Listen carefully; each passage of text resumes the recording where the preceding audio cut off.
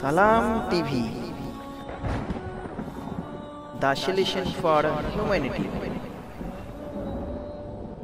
আসসালামু আলাইকুম ওয়া রাহমাতুল্লাহি ওয়া বারাকাতুহু। আলহামদুলিল্লাহ ওয়াসসালাতু ওয়াসসালামু আলা রাসূলিল্লাহ ওয়া আলা আলিহি ওয়া সাহবিহি আম্মা বাদ।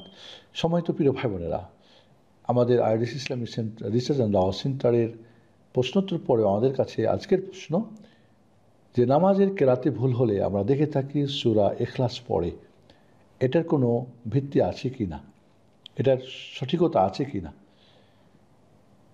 সূরা ফাতিহার পরে সূরা মিলানো বা আয়াত মিলানো এটা সুন্নত, এটাই হলো অধিকাংশ ইমাম ও মাযহাবের মত, এটাই সঠিক মত, যদিও কোনো কোনো মাযহাবে ওয়াজিব বলা হয়েছে।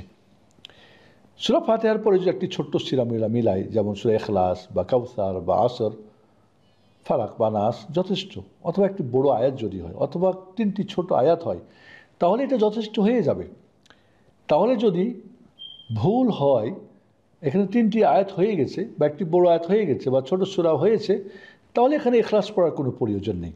হ্যাঁ, এটুকুও যদি না পারে, 3টি আয়াতও পড়তে পারে নাই, বড় একটি আয়াতও পড়তে পারে নাই, সেক্ষেত্রে সূরা ইখলাস হয়তো সহজ ছোট্ট একটি সূরা মিলালো, তাতে মিলানোর কাজটা হয়ে গেল। কিন্তু ভুল হলে সূরা ইখলাস পড়তে হবে, এটার কোনো ভিত্তি নেই।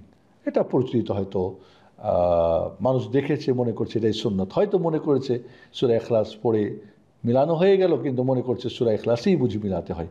এই কথাটা ভিত্তিহীন, এর কোনো ভিত্তি নেই।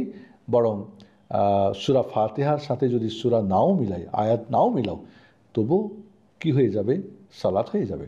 তবে মনে রাখতে হবে যে সূরা ফাতিহা যে, এখানে যদি ভুল হয় তাহলে অবশ্যই আবার তাকে রিপিট করতে হবে। এবং আপনারা জানেন যে সূরা ফাতিহা কিন্তু আংশিক পড়লে হয় না, অন্য কোনো সূরার আংশিক পড়লে মেলানো হয়। আপনি বলবেন সূরা ফাতিহার কিছু অংশ মিলাই দিব, হয়ে যাবে, তা কিন্তু হবে না। আর এটাই প্রমাণ করে যে এক্সট্রা স্পেশাল একটি সূরা। কাজেই এমন ধারণা করা যে ভুল হলে কেরাতে সূরা ইখলাস পড়তে হবে, এটা ঠিক না। ধন্যবাদ। আসসালামু আলাইকুম ওয়া রাহমাতুল্লাহি ওয়া বারাকাতুহু।